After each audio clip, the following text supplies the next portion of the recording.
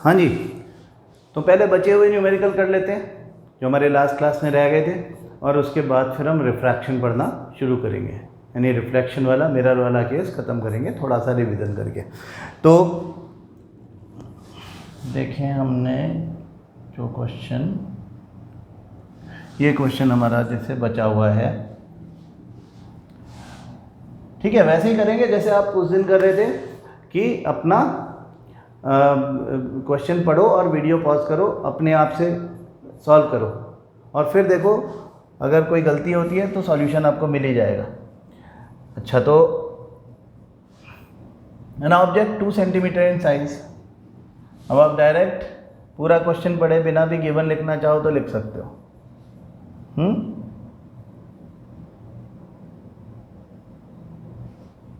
क्या गिवन लिख रहे हैं हम?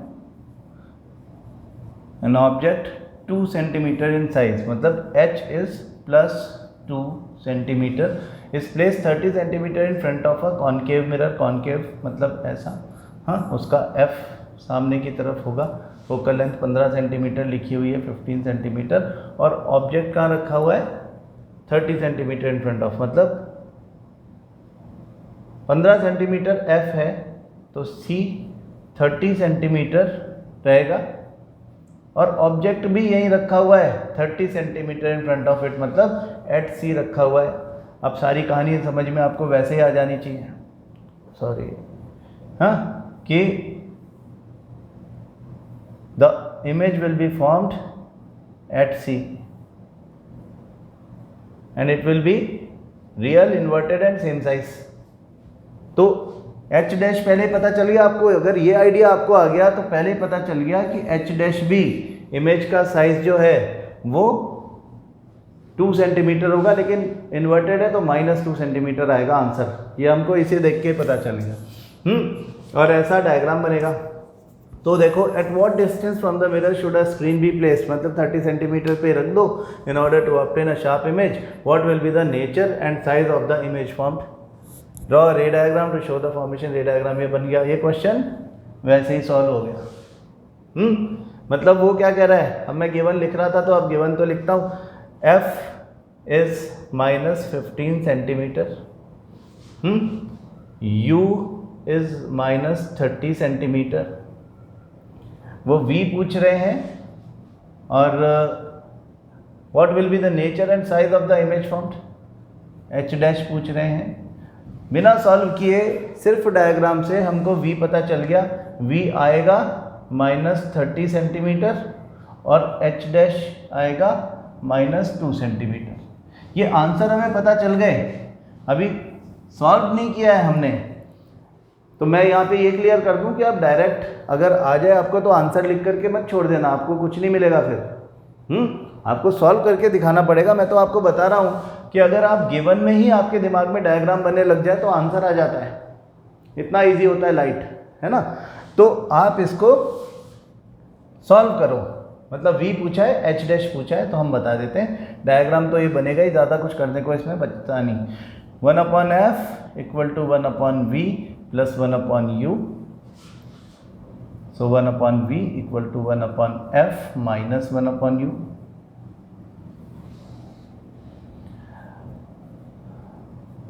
f क्या है? -15 सेंटीमीटर, u है -30 सेंटीमीटर। ये माइनस माइनस प्लस हो जाएगा, और इधर हम पहले रख देंगे, उसको ना रखो तो भी चलेगा, लेकिन हम रखते हैं 1/30 प्लस का पहले, माइनस का बाद में, 1/-15 ऐसे आ जाएगा। तो LCM 30 ले लो, 1 - 2 दैट इज -1/30। 1/v का वैल्यू -1/30 आ गया, तो v क्या आ गया? -30। हमने पहले से लिख रखा है, यही आएगा। h डैश निकालना है। h है क्या हमारे पास? 2 सेंटीमीटर प्लस का है। u -30 है, v भी -30 है। तो मैग्नीफिकेशन का फॉर्मूला है h dash upon h = -v/u। इस फॉर्मूला से h डैश निकालना है, तो h dash would be equal to -v/u। Into H, ये उठा के वहाँ रख दिया। हाँ, तो अभी यहाँ पे इनके वैल्यूज़ आ जाएंगे और एच डैश हमारा हमें पता ही है, उसको -2 आना है। Minus v is -30, u is -30 into plus का 2, तो माइनस से -30 से 30 cancel, -2 is the answer, -2 centimetre. अगर इसमें मैग्नीफिकेशन भी पूछ लिया होता तो, पूछा तो नहीं है लेकिन पूछ लिया होता तो magnification h dash upon h से आप निकालते, h dash is -2, h is +2, -1। Magnification from -v upon u, तो -30 अपॉन -30, -1। हाँ, -1 मैग्नीफिकेशन मतलब, माइनस का मतलब रियल एंड इन्वर्टेड इमेज, 1 मतलब सेम साइज।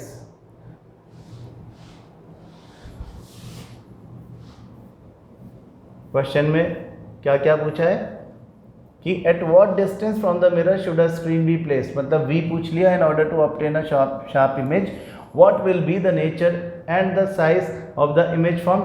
तो nature of the image is real, inverted, size is the same size as the object, हमने निकाल दिया 2 सेंटीमीटर, इन्वर्टेड है तो -2 सेंटीमीटर लिखा।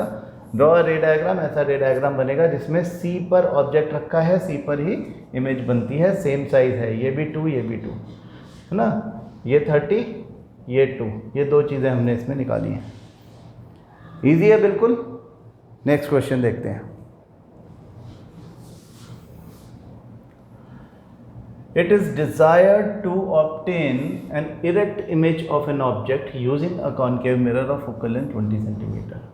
अगर 20 सेंटीमीटर फोकल लेंथ के कॉन्केव मिरर की हेल्प से हमको एक इरेक्ट इमेज बनानी है, मतलब वर्चुअल इमेज बनानी है, तो ऑब्जेक्ट को 0 से 20 के बीच में कहीं रखना पड़ेगा।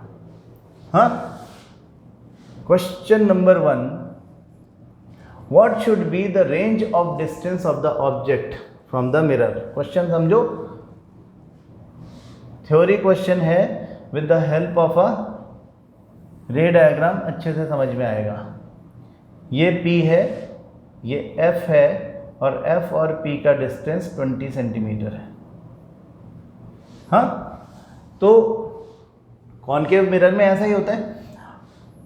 अगर हमको इरेक्ट इमेज चाहिए तो पहली नॉलेज हमें होना चाहिए कि इरेक्ट इमेज वर्चुअल होती है, और जो virtual and erect image concave mirror बनाता है वो बिहाइंड द मिरर बनती है उस ऑब्जेक्ट की जो F और P के बीच में रखा हो।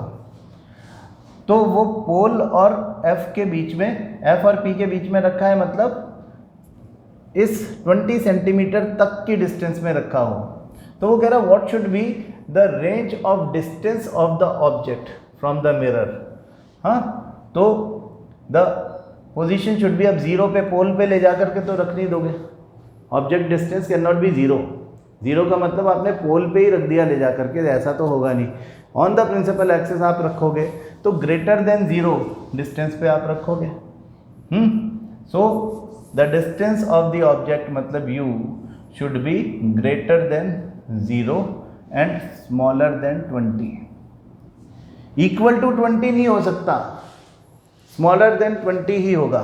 हाँ, 20 इससे ज़्यादा बड़ा, मतलब आप यहाँ रख सकते हो, यहाँ रख सकते हो, कहीं भी रख सकते हो इस बीच में। पोल पे आप रख ही नहीं सकते क्योंकि pole is a part of the mirror, तो मिरर के अंदर थोड़ी घुसा दोगे उसको। और F के ऊपर रखोगे तो फिर ये चला जाएगा इन्फिनिटी पे, तो इसलिए ऐसा भी नहीं कर सकते। हाँ, हम इसको जहाँ भी रखेंगे, अगर हमें इधर इमेज चाहिए तो फिर the object distance has to be less than focal length. Focal length के बराबर भी नहीं हो सकती और ज़्यादा तो हो ही नहीं सकती, कम ही होगी। तो इस तरह से ये आपका पहले वाले का आंसर आएगा। What will the image be bigger or smaller than the object? Obviously bigger, because the virtual image formed by the concave mirror is always larger और bigger than the object. Draw a ray diagram to show the image formation in this case. अब वो तो बना दो, है ना, हम बना लेते हैं ये इसको।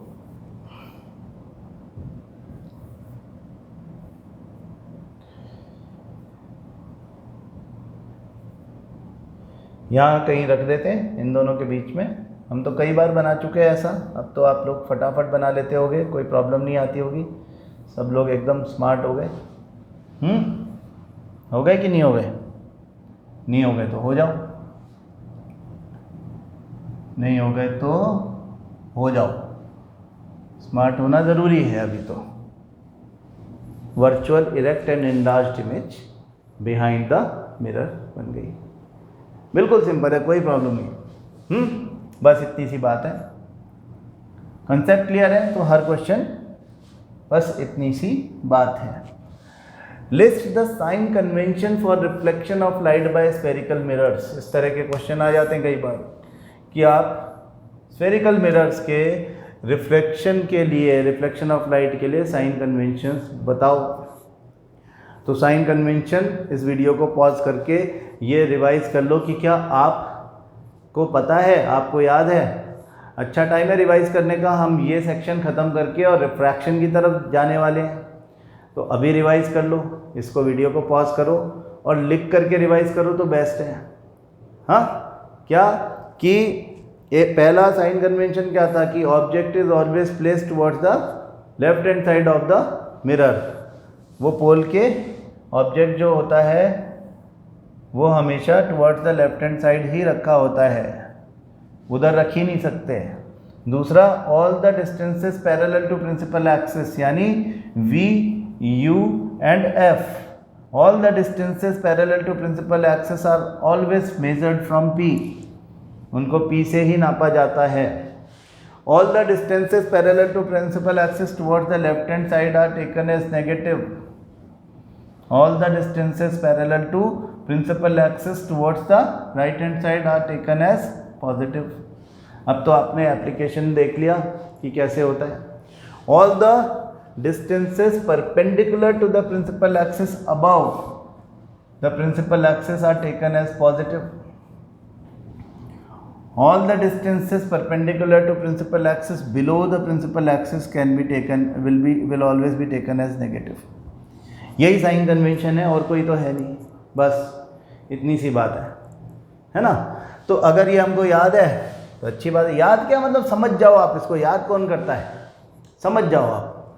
अगर आपको समझ में आ गया और अगर ऐसा लग रहा है थोड़ा सा भी डाउट है तो 2-4 न्यूमेरिकल कर डालो, अपने आप साइन कन्वेंशन याद हो जाएगा, है ना। उसके लिए कोई बुक लेके रट्टा मारने की ज़रूरत नहीं है।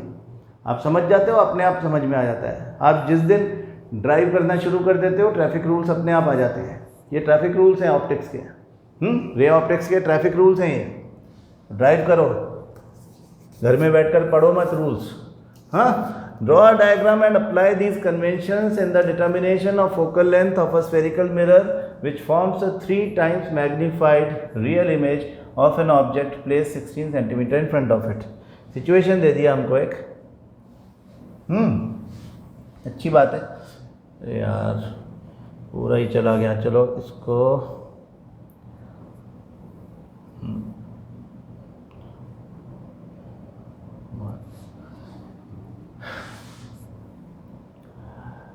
वो कह रहे हैं कि focal length of a spherical mirror जो है, draw a diagram and apply these conventions in the determination of focal length of a spherical mirror which forms a 3 times magnified real image. Real image मतलब concave की बात हो रही है, of an object placed 16 centimetre in front of it. तो देखो F C 3 times magnified image, 3 times magnified real image बनाना है तो object has to be placed between C and F. क्यों? क्योंकि 3 times मैग्नीफाइड रियल इमेज तो beyond C ही बन सकती है। सी पे नहीं बन सकती, सेम साइज बनेगी, सी एंड एफ के बीच में डिमिनिश बनेगी, एफ पर पॉइंट साइज बनेगी, और इन्फिनिटी पे हाईली इनलार्ज बनेगी।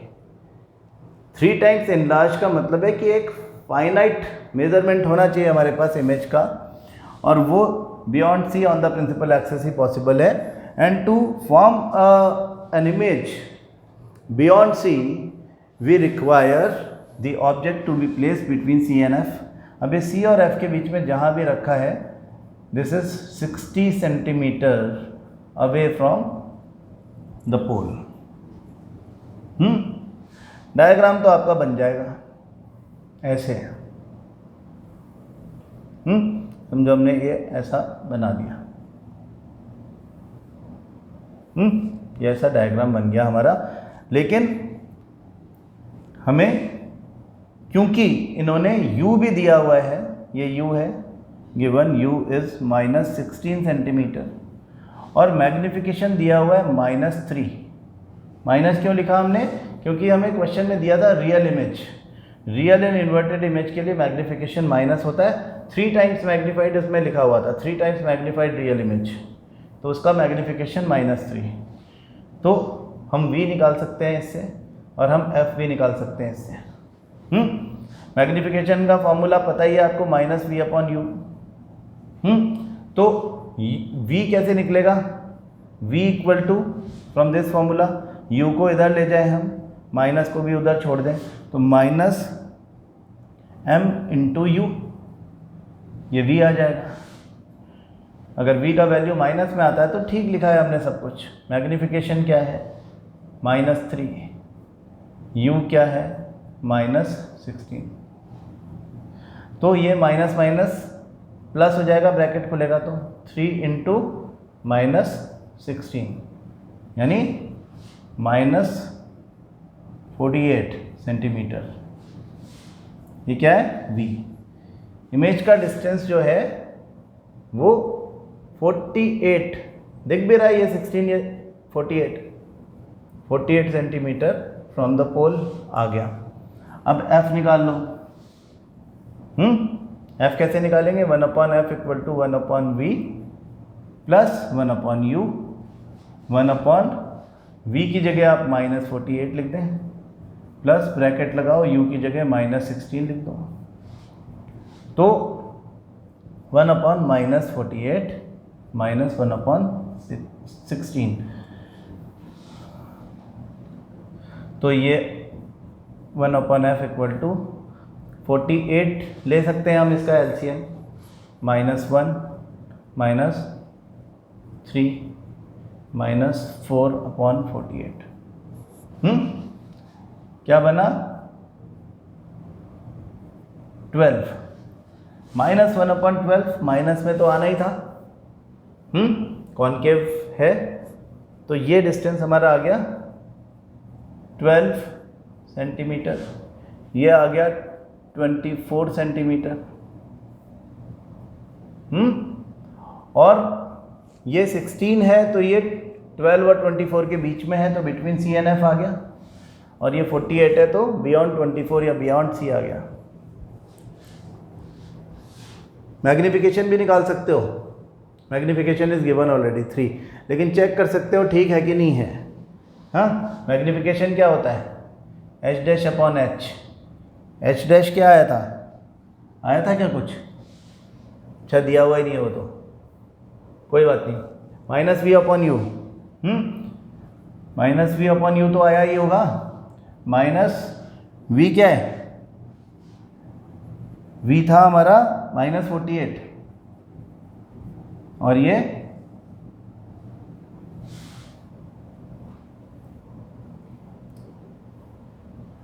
-16 था, ठीक है। तो -16, माइनस से माइनस कैंसिल, 3, तो magnification is -3। That was already given in the question. Answer जो आ रहा है वो क्वेश्चन को सपोर्ट कर रहा है, ठीक है। रे डायग्राम भी बन गया आपका। सारे क्वेश्चंस में रे डायग्राम बनाया हमने, ऐसे ही करना है आपको प्रैक्टिस में, तो आपका सब थ्योरी जो है वो स्ट्रांग हो जाएगी अगर आपने न्यूमेरिकल्स को रे डायग्राम से हर बार एसोसिएट कर दिया तो। कोई पूछे ना पूछे, एग्ज़ाम में मत करना, प्रैक्टिस में हमेशा करना। एग्ज़ाम में तो वही करो जो पूछा है, क्योंकि बिना बात आपको ज़्यादा होशियारी नहीं दिखानी, दूसरी बात टाइम भी वेस्ट होता है उसमें, तो टाइम का भी ध्यान रखना पेपर में, ठीक है। Over doing anything is not required, but do something that is actually asked to you, ठीक है। अभी ये हो गया, तो आपको ये बात साइन कन्वेंशन से याद हो गई है, जो ये टेबल हमने बनाई थी, हाँ, कि F V U H dash and H के लिए what signs we are going to use for concave and convex mirrors respectively. Basic बातें हमको बिल्कुल क्लियर हो जानी चाहिए बाय दिस टाइम, कि जो स्फेरिकल मिरर्स हैं और एक और मिरर जिसको प्लेन मिरर हम बोलते हैं, उनके साथ में एफ वी और यू का थोड़ा सा कंसेप्ट अपन समझ लें। कि देखो, सबसे पहली बात तो अब हम इतनी बातें समझ चुके हैं, तो अब मैं जो बोलूँगा आपको बात समझ में आएगी। सबसे पहले कॉन्केव मिरर की बात करें तो अपने को ये पता चलता है कि तीनों मिरर्स को कंपेयर करो तो केवल कॉन्केव मिरर ऐसा है जो रियल इमेज बनाता है, जिसके सामने आप स्क्रीन रखोगे तो आप उसके ऊपर फोकस कर पाओगे इमेज को। ऐसा क्यों? क्योंकि यही ऐसा मिरर है जो कन्वर्ज करके रेस को एक्चुअली इंटरसेक्ट करवाता है, ठीक है ना। Real image is the result of actual intersection of reflected rays. So the rays reflected from a plane mirror never intersect with each other. The rays reflected by the convex mirror, वो तो diverge करता है अलग अलग direction में, they also never intersect actually in front of the mirror. Real image हमेशा inverted होती है और हमेशा इन फ्रंट ऑफ द मिरर बनती है, कभी बिहाइंड द मिरर नहीं बन सकती। तो रियल इमेज को हम एक स्क्रीन पे प्रोजेक्ट करते हैं। हाँ, मैं आपको दिखाऊंगा लेंसेज के साथ में रियल इमेज एक्चुअली कैसे होती है ना। मैंने कहा था आपको दिखाऊंगा उस दिन, लेकिन अपन मिरर वाले केस में भूल गए, लेकिन अपन इसमें दिखा देंगे, आपको पता चल जाएगा एग्जैक्टली कि कैसा होता है।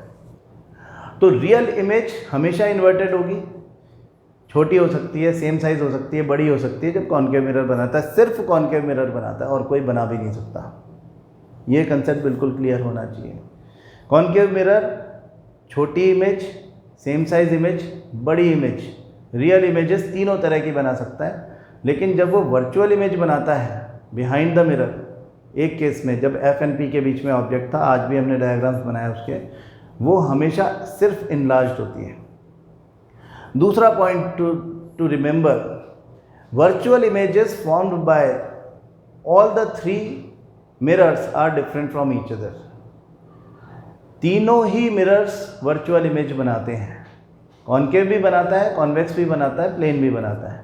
लेकिन प्लेन मिरर जो वर्चुअल इमेज बनाता है वो सेम साइज की होती है, same size as the object. Concave mirror जो इमेज बनाता है वो वर्चुअल इमेज बनाता है, वो इनलार्ज होती है। कभी भी सेम साइज की या डिमिनिश्ड इमेज वर्चुअल नहीं बना सकता कॉन्केव मिरर, जो आपका शेविंग मिरर या मेकअप मिरर है। कॉन्वेक्स मिरर हमेशा छोटी इमेज ही बना सकता है, सेम साइज इमेज कभी नहीं बना सकता, बड़ी इमेज कभी नहीं बना सकता। वर्चुअल इमेज ही बनाता है वो तो, लेकिन हम कंपेयर कर रहे हैं virtual images formed by all the three types of mirrors. Focal length concave में और कॉन्वेक्स में अलग अलग तरीके से हम शो करते हैं। हम देखते हैं कि जब कॉन्केव में फोकल लेंथ बन रही है तो एक्चुअल इंटरसेक्शन हो रहा है उन रेज का which were coming parallel to principal axis, parallel to each other, after getting stuck to the surface of the concave mirror, they are converged on a single point in front of it, that is f, principal focus। और ये f और p का distance है, ये focal length है। Focal length हमेशा half of the radius of the curvature होता है। कॉन्वेक्स में एक्चुअल इंटरसेक्शन होता ही नहीं है। All the rays diverged by the convex mirror appear to be originating from a point behind the mirror. That point behind the mirror is known as principal focus, and the distance between pole and focus is known as the focal length of the convex mirror।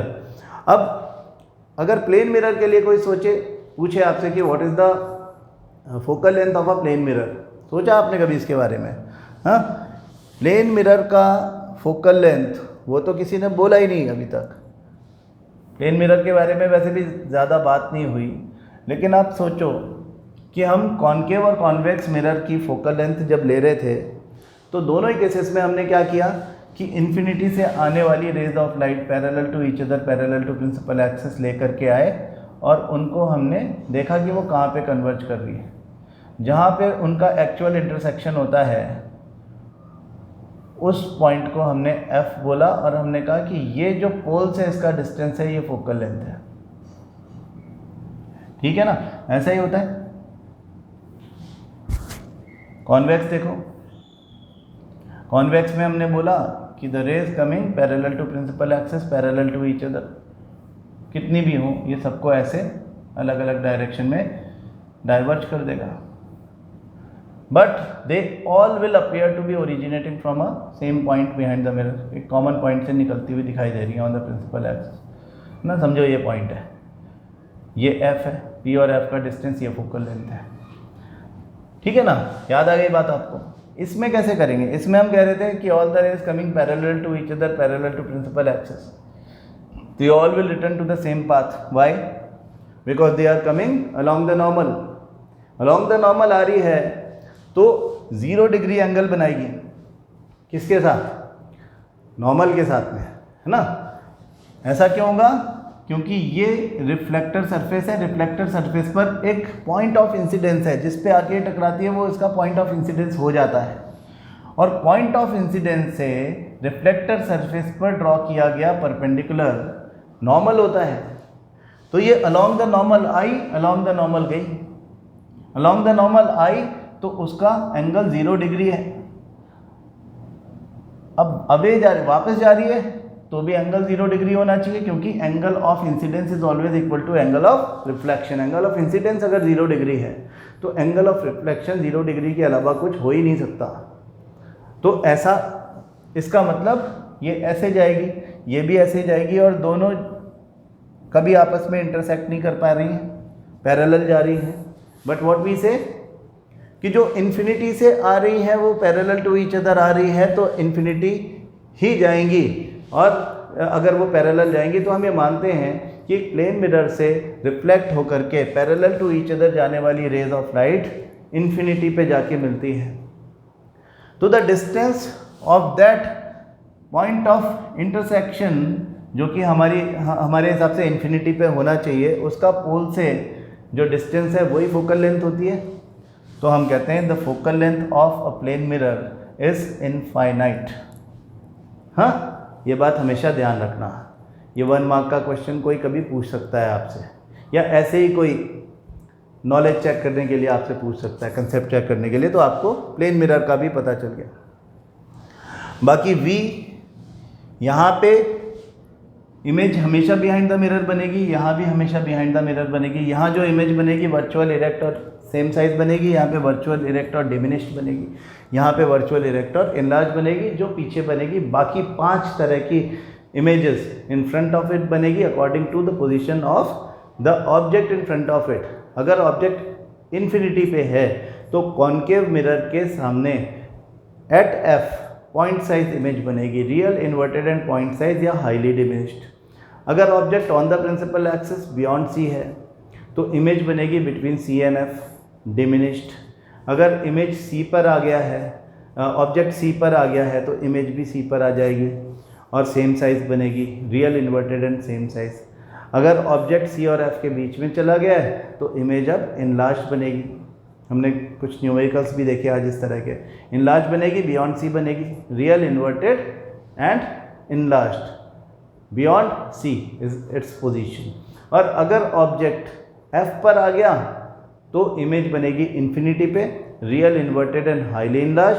और अगर F और P के बीच में आ गया तो अब image चली जाएगी बिहाइंड द मिरर, मिरर के पीछे चली जाएगी, वर्चुअल, इरेक्ट एंड इनलार्ज्ड। तो हमको सारी बातें समझ में अब तक आ जानी चाहिए। रे डायग्राम कैसे बनता है वो भी हमने सीख लिया। हमने ये भी सीख लिया कि जब हम रे डायग्राम बनाते हैं तो उसके साथ में हम किस तरह की रिप्रेजेंटेटिव रेज लेते हैं। उन रिप्रेजेंटेटिव रेज में से कम 2 रेज हमको चाहिए जिनके इंटरसेक्शन को हम एक्चुअल या अपरेंट इंटरसेक्शन को दिखा करके हम इमेज फॉर्मेशन कर सकें। ठीक है, तो मिरर फॉर्मूला हमें पता चल गया 1/f equal to 1/v plus 1/u। हमको f, v और u लोकेट करना आ गया, h डैश और h लोकेट करना आ गया। और हमें अब इस फॉर्मूला को यूज़ करना भी आ गया, हमें मैग्नीफिकेशन का फॉर्मूला भी मिला जो h' था इक्वल टू -v/u भी था। हम इन सब रेशियो को, इन लिमिटेड फार्मूला को यूज़ करके बड़े आराम से सारे न्यूमेरिकल्स कर लेते हैं। तो अगर हम देखें कि हमारे जो रे डायग्राम्स हमने सीखे हैं, तो आप चेक कर लो रिप्रेजेंटेटिव रेज वाले डायग्राम्स को सबसे पहले from this place. Concave mirror, मैं थोड़ा बड़ा कर देता हूँ इसको। Concave mirror, ray coming parallel to the principal axis after getting reflected going through F, ये इसका नॉर्मल बीच में बनाया है। कॉन्वेक्स में पैरेलल जो जा रही है वो इस तरह से रिफ्लेक्ट हो रही है कि it appears to be originating from F, ऐसा लग रहा है कि एफ से निकल के जा रही है, जा तो एक्चुअली यहीं से रही है लेकिन ऐसा लगता है कि एफ से निकल के जा रही है। इन दोनों के बीच में एंगल आर एंगल आई बनाने के लिए नॉर्मल जो ड्रॉ करेंगे वो सी से ओरिजिनेट होता दिखता है।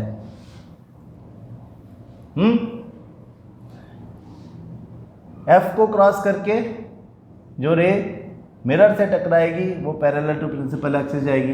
पहले जो पैरेलल आई थी वो एफ से गई थी, अब एफ से गई है वो पैरेलल जाएगी। इसका भी हमने एक नॉर्मल बना दिया। इधर कॉन्वेक्स में क्या हो रहा है, जो पैरेलल जो इस एंगल से आ रही है कि it appears to be entering into F, वो after getting reflected parallel to principal axis चली जाती है ना। पैरेलल टू प्रिंसिपल एक्सिस जाएगी, ये पहले वाले का ऑपोजिट है। सी से जो जाएगी वो सी में ही वापस जाएगी, या जो अपीयर होगी सी में जाती हुई वो उसी रास्ते वापस जाएगी, क्योंकि ये अलोंग द नॉर्मल आ रही है। ये बात भी मैंने आपको समझाई थी कि एक सीधा एक मिरर अगर उसको कर्व कर दिया जाए तो उसकी सारी जो rays parallel to each other along the normal आ रही थी वो सब किसी एक पॉइंट पर जाकर के कन्वर्ज हो जाएगी। That point would be the centre of curvature for this curved surface. तो centre of curvature is the C. Centre of curvature से पास होकर के मिरर तक जाने वाली हर ray of light along the normal जाती है स्फेरिकल सरफेस पे, ध्यान रखना। कॉनकेव में तो सी में से होकर के, और कॉन्वेक्स में उस डायरेक्शन में कि वो सी में जा रही हो, ऐसा लगे कि सी में जाती तो वो उसी रास्ते वापस आ जाएगी, क्योंकि ये अलोंग द नॉर्मल आ रही है। ये कंसेप्ट बिल्कुल सही दिमाग में सेट होना चाहिए। और फाइनली एक चौथा रिप्रेजेंटेटिव रे आप और ले सकते हो, दोनों के लिए कॉमन है। पी पे अगर टकराएगी तो following the laws of reflection वो इस तरह से रिफ्लेक्ट हो जाएगी, इस तरह से चली जाएगी। फिर इमेज फॉर्मेशन के डायग्राम्स हमने सारे जो बनाए हैं, आप चाहे तो उनको फॉलो करें, चाहे ये बना लें। इन्फिनिटी पे अगर ऑब्जेक्ट है तो रेज ऑफ लाइट इस तरह से एक्चुअल इंटरसेक्ट करती है कि इमेज एफ पर बनती है real inverted and point size. अगर आप उसको बियॉन्ड सी रखते हो ऑन द प्रिंसिपल एक्सेस तो एफ से गई सी से गई, आप उसको, अपन तो ऐसा करते थे एफ से निकाल के यू ले जाते थे, आप जैसे मर्जी करो, ऐसे करोगे तो भी इंटरसेक्शन तो यहीं पे होगा, इमेज यहीं बनेगी। इमेज की पोजीशन सी एंड एफ के बीच में होगी अगर ऑब्जेक्ट जो है वो बियॉन्ड सी रखा है तो। अगर ऑब्जेक्ट सी पे ले आए तो इमेज भी सी पे बनेगी, virtual, real, inverted and same size. और यहाँ पे आप सी और एफ के बीच में ले गए तो ये बियॉन्ड सी चली जाएगी, रियल, इन्वर्टेड एंड इनलार्ज्ड। और अगर आप इसको एफ पे ले गए तो इन्फिनिटी पे चली जाएगी, और अगर एफ और पी के बीच में ले गए तो ये हमारा डेंटिस्ट मिरर बन जाएगा। यानी virtual, erect and enlarge image will be formed behind the mirror. इसके हिसाब से हमने कॉनकेव मिरर के यूजेस भी सीखे थे। कॉन्वेक्स में तो केवल दो ही केसेस थे। इन्फिनिटी से आने वाली rays of light parallel to each other, parallel to principal axis will be diverged by this diverging mirror in such a way that they will appear to be originating from F. So this apparent intersection results into a virtual, erect and point size image exactly on F. और जब आप anywhere on the principal axis इसको रखते हो तो P और F के बीच में इमेज बनती है like this। इन्होंने, हम जो रेज यूज़ करते हैं वो ये तो करते ही हैं, हाँ, इन्होंने दूसरी अपन ऐसा करते थे और उसको बैकवर्ड प्रोजेक्ट कर देते थे, तो इमेज तो वही बनेगी। इन्होंने ले लिया सी से गई, सी से आ गई, है ना, एक स्केल रख के एक ही रे बना करके 2 एरो लगा दिए, एक जाने का एक आने का। जब भी आप रे डायग्राम बनाओ ये एरोज ज़रूर बनाना, नहीं तो पता नहीं चलेगा कि ये रे है कि लाइन है। रे का एरो हटा दोगे तो लाइन ही रह जाएगी, ये लाइन नहीं है, ये रे है ना। तो with this your reflection is over. जितना भी हमारे रिफ्लेक्शन में था, चलो मैं थोड़ा सा आपके चैप्टर एंड एक्सरसाइज के रिफ्लेक्शन के क्वेश्चन और देख लेता हूँ, है ना, तो आपका कंप्लीट ही हो जाएगा। रिफ्रैक्शन अभी एकदम से शुरू करने के बजाय वो अगली क्लास में शुरू कर देंगे, कोई बात नहीं। मैं सोचा था आज आपको उसका एक इंट्रो दे दूंगा, लेकिन देखते हैं इसमें भी कोई दिखता है। Which one of the following can not be use to make a lens, इसको छोड़ दो। Image from concave mirror is observe to be virtual, erect and larger than the object. हाँ, virtual, erect and larger than the object तो केवल concave mirror बना सकता है for a position where the object is place between F and P. तो where should be the position of the object, F and P के बीच में, between the principal focus and centre of curvature, at the centre of curvature, beyond the centre of curvature, between the pole of the mirror and its principal focus, P and F. तो D is the correct answer. Where should an object be placed in front of a convex lens, lens का question है, छोड़ दो, lens के question ही ज़्यादा हैं इसमें actually. A spherical mirror and a thin lens have each focal length, चलो ये बाद में करेंगे जब लेंस भी पढ़ लेंगे। No matter how far you stand from a mirror, your image appears erect.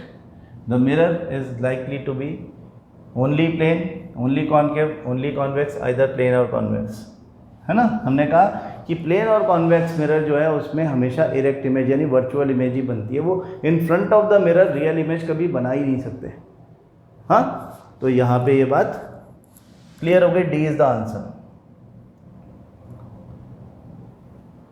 Which of the following prefer to small letters, ये हमारा लेंस की बात है।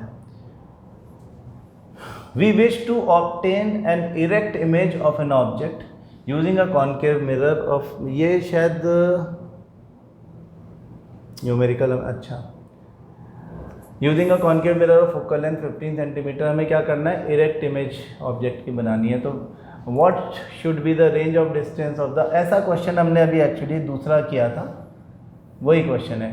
अब आप इसको अपने आप सोचो, वो कह रहे हैं कि इसकी फोकल लेंथ जो है वो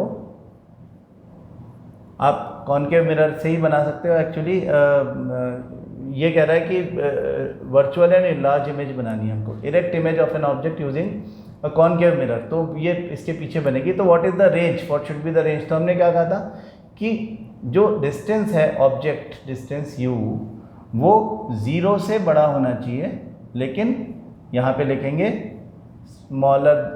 smaller than, u should be smaller than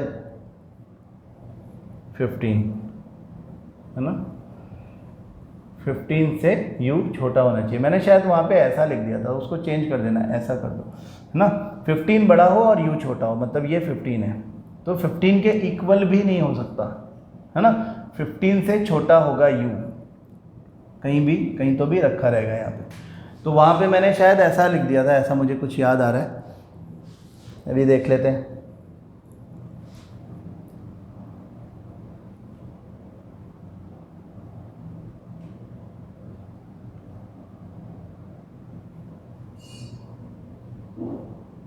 अच्छा, ये शायद डिलीट हो गया, लिखा तो था इधर ही, चलो जो भी है, मतलब ये मैं दोबारा कर देता हूँ दूसरे कलर से।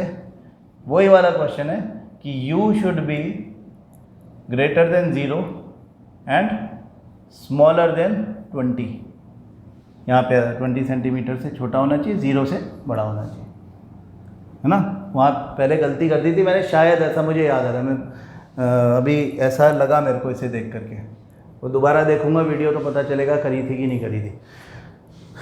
अच्छा, बाकी name the type of mirror, theory भी करो।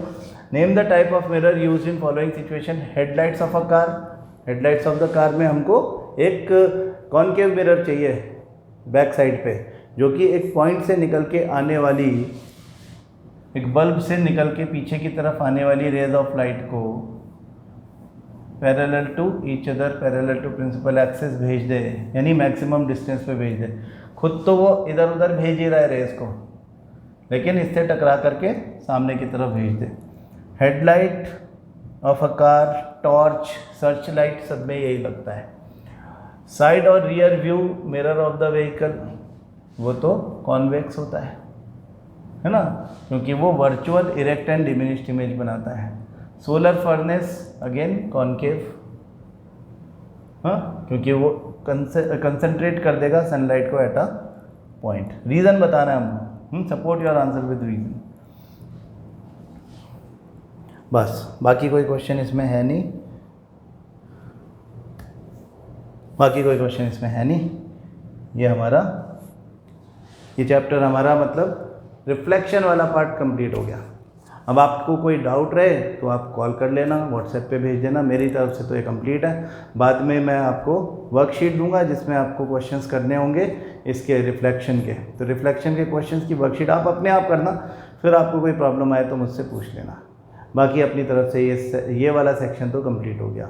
रिफ्रैक्शन अब हम पढ़ना शुरू करेंगे, जिसका मतलब होता है bending of light when light enters from one medium to another medium. तो अगर पॉसिबल हो तो थोड़ा सा पढ़ लेना, पढ़ लोगे तो अच्छा रहेगा, नहीं तो मैं तो कल शुरू करूँगा इस चीज़ को। ठीक है, थैंक यू सो मच।